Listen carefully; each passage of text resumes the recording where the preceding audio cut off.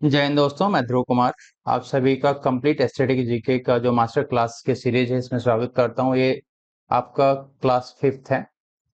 आज हम लोग डिस्कस करेंगे इसमें जो स्वतंत्रता आंदोलन के दौरान जो महत्वपूर्ण संगठन थे उसके बारे में डिस्कस करेंगे। संविधान की अनुसूचियों के बारे में देखेंगे और कोशिका के बारे में देखेंगे, जहां से ये हर एक टॉपिक आपके लिए काफी इंपॉर्टेंट है, आपके एग्जाम के पॉइंट ऑफ व्यू से बहुत ज्यादा इंपॉर्टेंट है।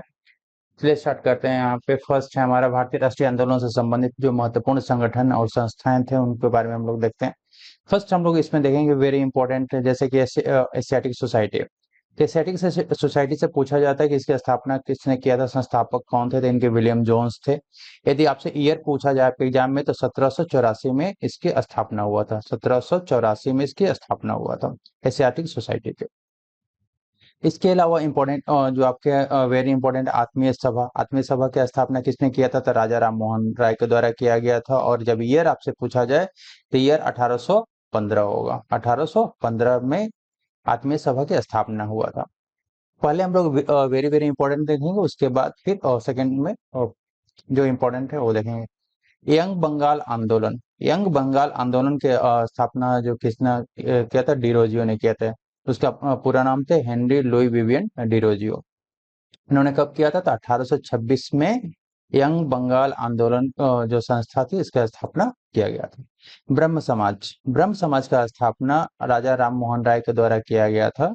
और ये ईयर है इनका 1828 में। 1828 में ब्रह्म समाज का स्थापना किया गया। तो यदि आत्मीय सभा आपसे पूछा जाए तो आत्मीय सभा की स्थापना 1815 में किया गया था। और ब्रह्म समाज पूछा जाए तो ब्रह्म समाज की स्थापना 1828 में राजा राम मोहन राय के द्वारा किया गया। ठीक है। फिर वेरी इंपॉर्टेंट में आता है प्रार्थना समाज। प्रार्थना समाज का स्थापना यहाँ पे आत्माराम पांडुरंग होगा। ठीक है। आत्मा आत्माराम पांडुरंग होगा। आत्माराम पांडुरंग के द्वारा किया गया था। 1867 में किया गया था। 1867 में प्रार्थना समाज की स्थापना किया गया। उसके बाद यहाँ पर बात करें हम लोग साइंटिफिक सोसाइटी। साइंटिफिक सोसाइटी की स्थापना सर सैयद अहमद खां के द्वारा किया गया था। सर सैयद अहमद खां के द्वारा 1864 में किया गया था। तो 1864 में साइंटिफिक सोसाइटी की स्थापना सर सैयद अहमद खां के द्वारा किया गया था। उसके बाद आपसे पूछा जाता है बेद समाज। बेद समाज की स्थापना आपको केशव चंद्र सेन के द्वारा किया गया था 1867 में। 1867 में सत्य शोधक समाज, वेरी इंपॉर्टेंट ये भी है। सत्य शोधक जो समाज है उसकी स्थापना ज्योतिबा फूले के द्वारा किया गया था। और ये हुआ था, इसका ईयर आपका 1873 है। फिर हम लोग आते हैं आर्य समाज के बारे में। तो आर्य समाज की स्थापना 1875 में किया गया था। 1875 में, ईयर आप याद रखना। और किसके द्वारा किया गया था, तो दयानंद सरस्वती के द्वारा किया गया था।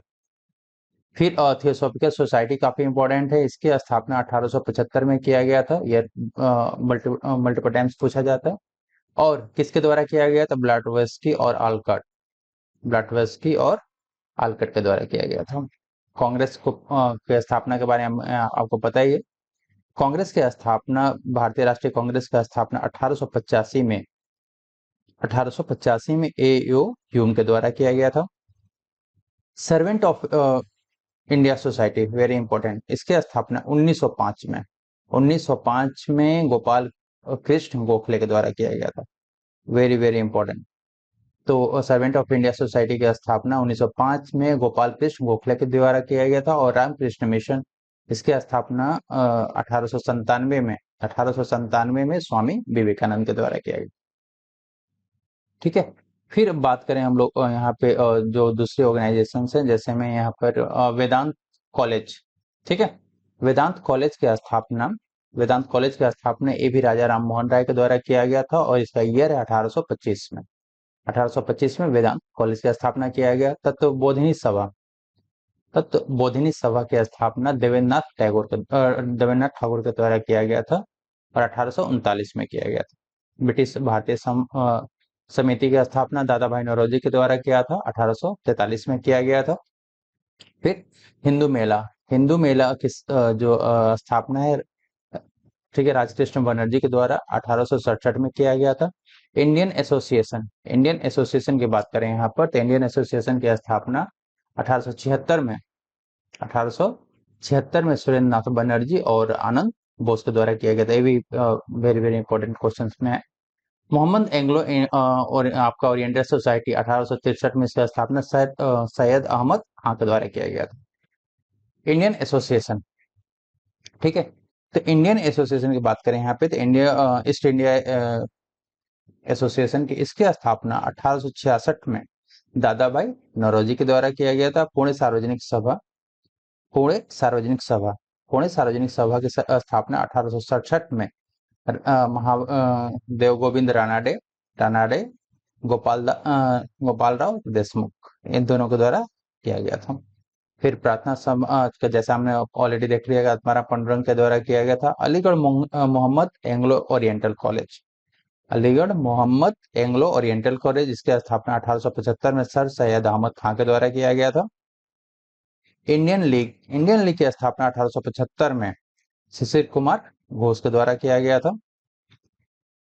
एक वेरी इंपॉर्टेंट भारतीय राष्ट्रीय आंदोलन से संबंधित महत्वपूर्ण संगठन और संस्थाएं हैं जहां से आपके डेफिनेटली क्वेश्चन। नेक्स्ट है हमारा यहाँ पर अनुसूची के बारे में। जो हमारे संविधान में अनुसूचियां 12 अनुसूचियों का दिया गया, उन अनुसूचियों के बारे में यहाँ पर दिया है। तो फर्स्ट अनुसूची में किसके बारे में बात होती है यहाँ पर, तो फर्स्ट अनुसूची के बारे में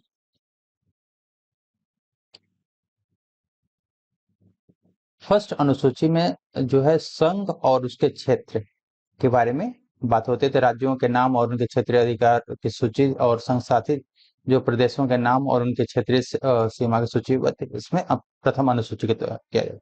दूसरी अनुसूची की बात करें तो दूसरी अनुसूची में यहाँ पर आप वर्ड देख रहे हो, वेतन भत्ते और विशेषाधिकार।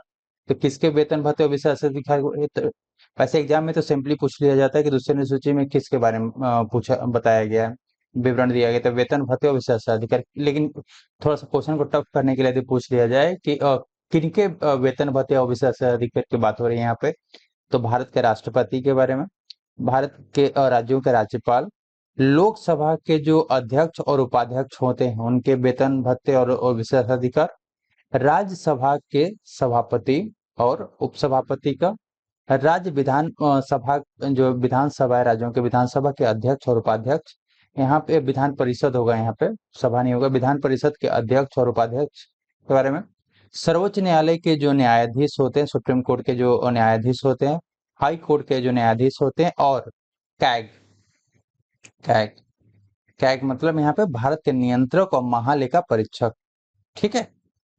तो ये लोग हैं जिनके वेतन भत्ते और विशेषाधिकार के बारे में विवरण आपको दूसरी अनुसूची में दिया गया। फिर तीसरी अनुसूची में क्वेश्चन पूछा जाता है आपसे कि किसके बारे में है, तो यहाँ पे शपथ और प्रतिज्ञान से संबंधित है।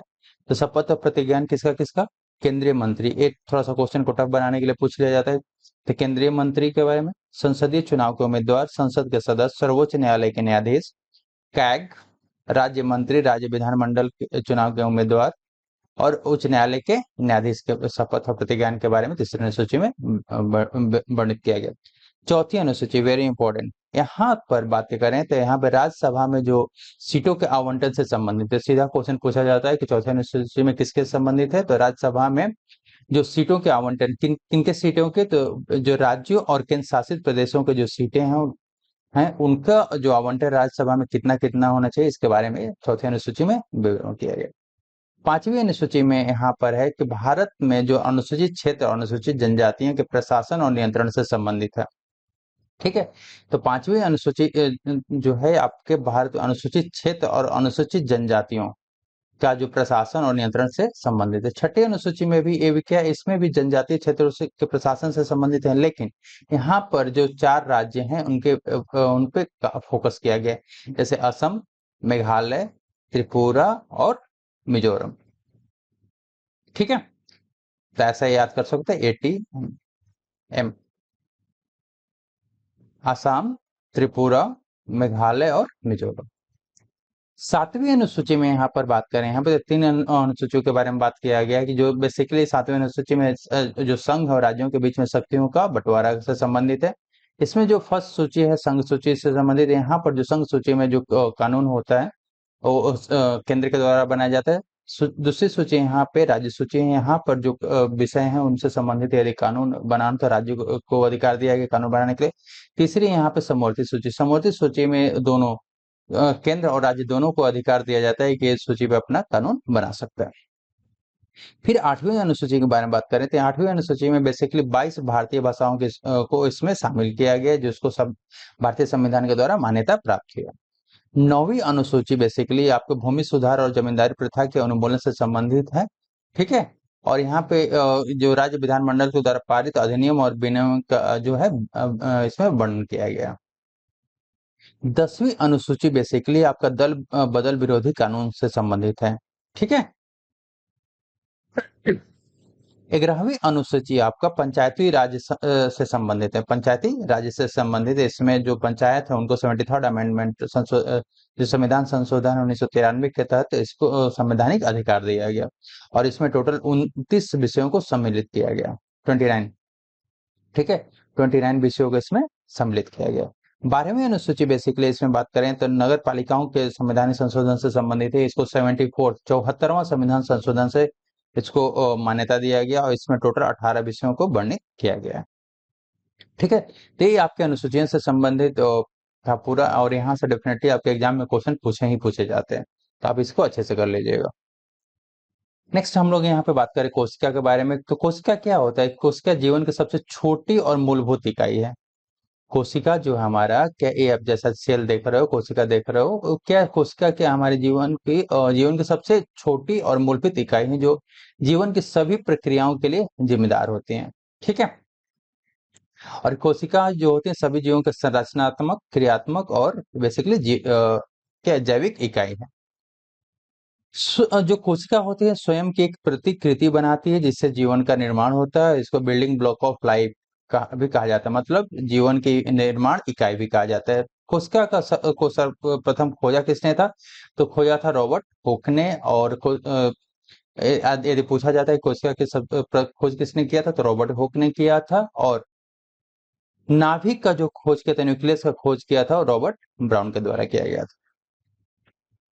तो ये आप देख रहे हैं यहाँ पर कि ये पूरा कोशिका के जो अंदर जैसे कि यहाँ पे जो द्रव तंतु हो गए, सूक्ष्म नालिका हो गई, हरित लवक हो गया, राइबोसोम हो गया, कोशिका भित्ति हो गए पूरा, ठीक है।